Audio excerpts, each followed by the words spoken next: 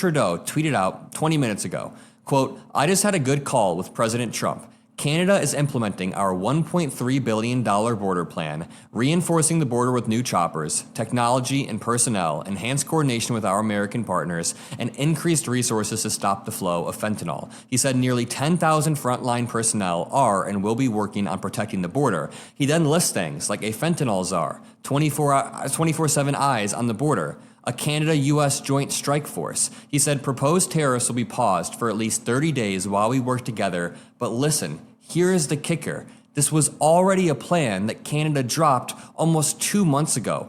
Look at the date on this news release. December 17th of 2024. Government of Canada announces this plan to strengthen border. It's the same $1.3 billion plan built around the same 5 pillars. Just to reinforce this, look at this Newsweek article. What's the date? December 20th of 2024. This is a plan from last year. What does the title say? Canada announces $1.3 billion border security plan amid Trump tariff threats. Here's the play. Canada already released this plan 2 months ago, but Trump continued to posture with tariffs, and now Trump is acting as if this plan is some new discovery that him and Trudeau just came across.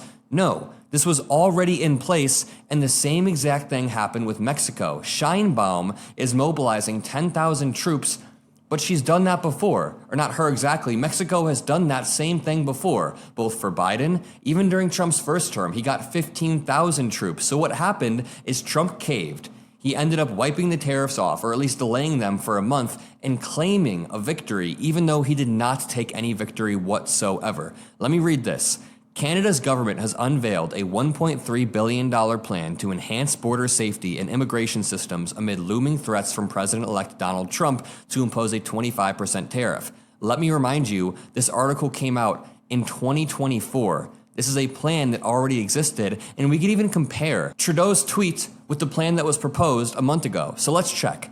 24/7 eyes on the border. Puts on retaliatory tariffs against things made in states that Trump cares about. And by the way, let's see if that happens. Mexico sent 10,000 troops to the border in 2021 when Joe Biden was president. So it doesn't take the stock market tanking and threats of a tariff war to get Mexico to respond. Okay. The world is falling apart. It's not just America. Our media is failing us, independent, left-wing, right-wing. Our government is failing us. The Canadian government is failing. The Mexican government is failing. Okay. We had 3 incidents. Colombia versus Trump, Canada versus Trump, and Mexico versus Trump. The reporting on all 3 of these incidents have just been, it's absolutely embarrassing. Overall, most of the reporting on Colombia versus Trump said that Colombia caved. Let me articulate what was happening. So, Trump wanted to send military planes to Colombia with immigrants. Colombia didn't want to do it that way. They wanted to do it on their plane. They wanted to treat the people with dignity, no handcuffs. Trump agreed to Colombia's terms. So they rejected the flights. So what Trump wanted, he didn't get. What Colombia wanted, they did get.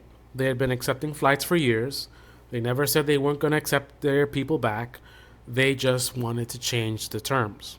Yet, liberal media across the board, I think even independent media, or the left wing or right wing, reported that Colombia caved. I want you to notice the contrast between this and the Mexico and Canada situation.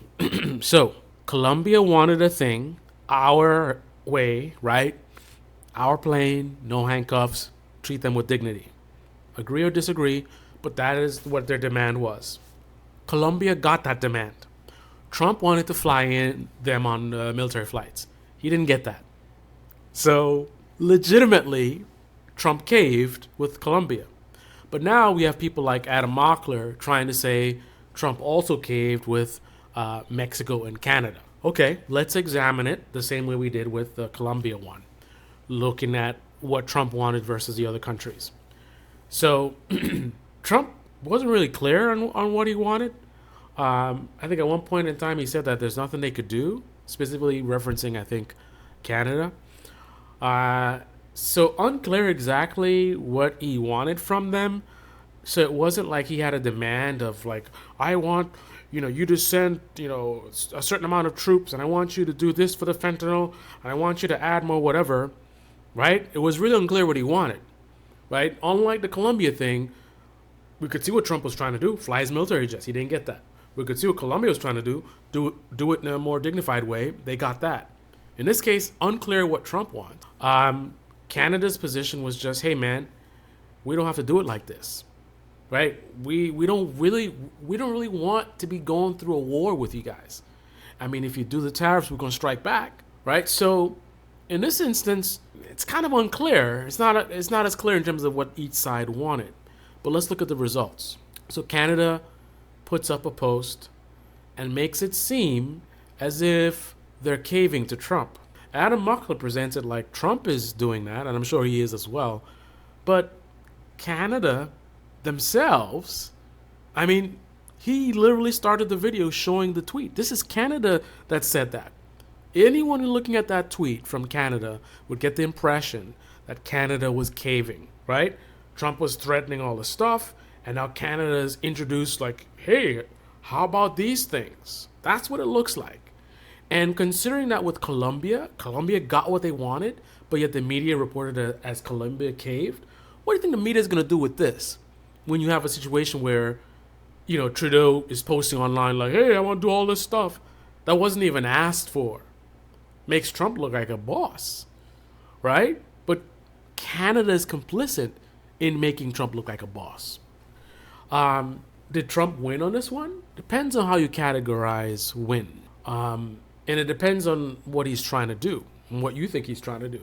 Trump is a reality star, reality TV star.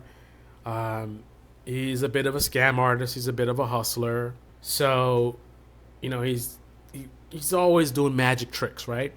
Look over here, not over there, right? That's what he does, right? So with him threatening tariffs, all to everybody, tariff, right? And in this case, with Mexico and Canada, and not having specific clear demands. And if I'm wrong, comment below if I missed that. I didn't really see what his clear demands were. He's just kind of like tariff.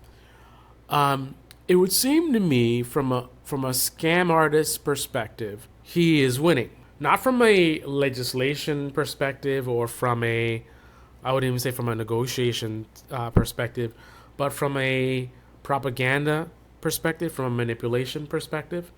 So because these governments have been very weak and ineffective for whatever reason, I put Colombia in that as well, because Colombia allowed the narrative about them caving to Trump. They allowed that to go along. And there's many reasons why they might have done that. Canada now complicit with making Trump seem like he did something when really he didn't. The stuff that they're doing is stuff that they already discussed from 2024. The stuff with Mexico, as you heard earlier, and I verified that basically Biden was able to do this without tanking the economy. So what will be the point from a scam artist perspective? It's a way to make it seem as if you're doing something, right? You're effective. You're creating this idea of how powerful you are, how great you are with negotiating. Right-wing media is going to eat it up. And I don't know, man, I'm conflicted on this one because I could see that there is a positive side in terms of Trump winning or using effective strategy, because every time he does this, he, in my view, I feel like he's making the tariff threats be more powerful. Other countries are watching, right? And they're seeing all these countries falling one by one. Colombia didn't, but the way it's reported, it looks like they did, right? So that's the perception. It's going to be like Colombia caved, Mexico caved, these guys caved, and it looks like they're conceding to Trump, right? So I don't know. I guess this is the way I look at it from a strategic standpoint. If these countries were standing their ground, put Colombia aside, if Mexico and Canada stood their ground and they're like, we're not going to be bullied, right? And we actually went into a tariff war, I think it would embolden other countries to do the same. a little bit of monkey see, monkey do. So other countries observing, and they're seeing other countries standing up to Trump, and then the strength in numbers, right? So they see Trump is engaging in a tariff war with Colombia, Mexico, and also Canada at the same time. It's hurting the U.S. economy. So a fourth trade war would make it even worse. Like, it's going to really hurt the country. So that means every time that a country stands up to Trump, it encourages other countries to stand up to Trump, right? But with the way things appear, put aside what's actually happening, the way they appear, like appears like everyone's caving, who's going to want to be the one country to do damage to their economy, to do battle with America, right? I think everybody else wants somebody else to go first. So the problem is, I don't see any evidence that Trump is gaining anything. Like, let's say you agree with Trump, you voted for Trump, and you look at some of these things that are happening that you support in terms of border protection. He could have easily gotten these things through just negotiating, right? Biden got it without all this craziness, right? I'm not a fan of Biden, but he was able to pull it off without all this chaos, right? So I think from a good leadership standpoint, this is a fail, but that's not what Trump is. Trump is a reality TV star. He is a propagandist. He's a cult of personality. So from that perspective, I think he's doing a really good job, because this is going to look really, really good to his base. Right-wing media is going to help paint that picture. So it looks like he's really a boss and he's out there just dominating. They're not going to have the perception of like, oh, he could have actually done this without doing a tariff. Like, they're not going to see that. They're not going to think about that. All they're going to see is everyone's caving to Trump. And then it's going to be a growing list.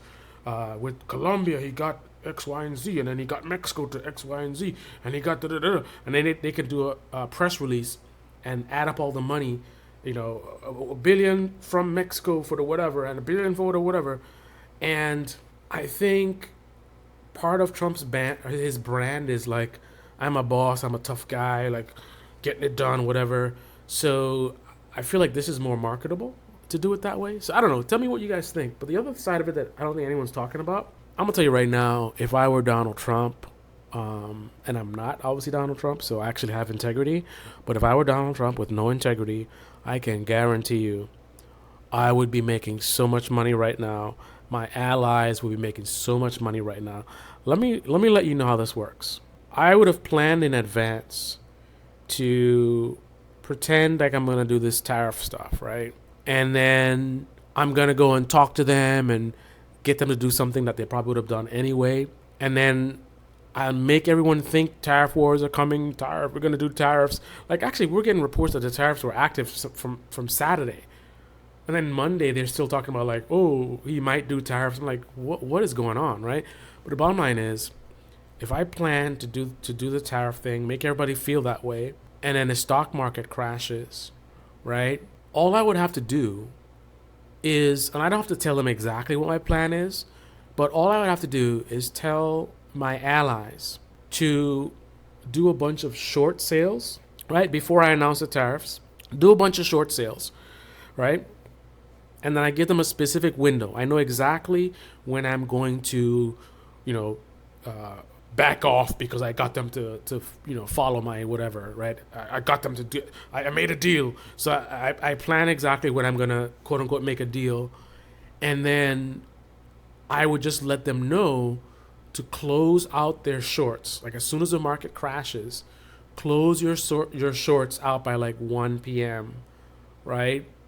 And then immediately start putting in buy orders, right? For those of you guys don't know how this works. So with a short sale, basically you're selling something you don't own. So it's kind of like a loan in a way. So I'm able to sell any major stock, right? Based on Donald Trump giving me the tip. I sell any major stock, but I sell it as the short sell. You're selling it as a loan, like you're borrowing the shares, and then you sell them. But because you're borrowing them, you have to give them back, right? To give them back, what you do is you buy. It's called buy to cover, right? You buy back the shares, right? So I sell something that I borrowed, right? And when I sell it, I made a certain amount of money, right? Now, I do this before the market crashes. So when I sold it, it was worth this amount, and that's how much money I got, right? So I wait until the market crashes, right? When it crashes, the value goes down even lower, right? And now, if I know exactly when the market's going to recover, what I would do is I'd wait until the stock gets as low as possible, right? And then I would buy it back. Because remember, I owe it. I sold something that I don't own. I borrowed it, right? So then I'm gonna buy it back to give it back to whoever I borrowed it from, right? I'm gonna buy it back at this low price because the market crashed, right? So I'm buying it back at a discounted price, and then I can keep the difference, right? Because I sold it for this amount, and I bought it for this amount. So the difference between the two, that's my profit. And you can make a tremendous amount of money doing that.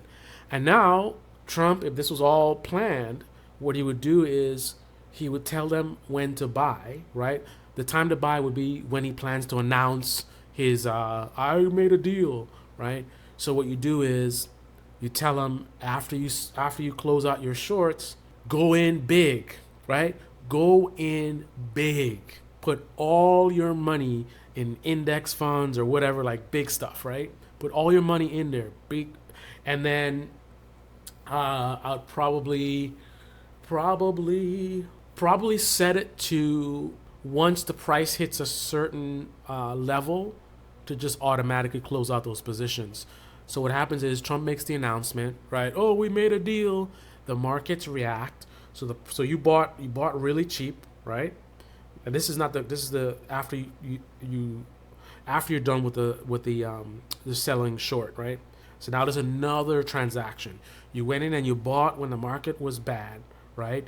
Knowing that it's about to surge because he told you in advance when to do this. So you're buying real cheap, and then the markets get the news, oh, Trump made a deal, and then the market immediately surges, right? And as it's going up like super, super quick, because you're already prepared for this, you could set like I don't know, 5%, 10% increase, and then close it out. You can set it to automatically for that to happen.